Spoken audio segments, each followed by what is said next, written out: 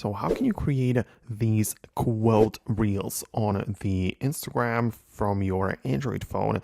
Let me talk about it. If this is your first time here on this channel, most definitely subscribe so you don't miss tutorials and videos like this one. But what you probably mean by the quote reels is by, showing the quoted text from the clips, right? Because you want to probably just show the captions, or it's called subtitles, whatever you want to call it, but the text of what's spoken in the video. If you want to put that visually into the clip, then you can use it through various different apps.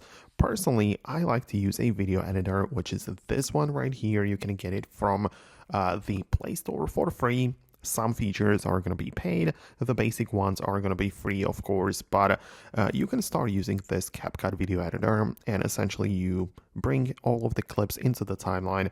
Make sure you have it right here, and you don't want to select the clip, because then you're only editing one clip, but you want to have it unselected. Then scroll through the options at the bottom, and you should be able to find the captions right here.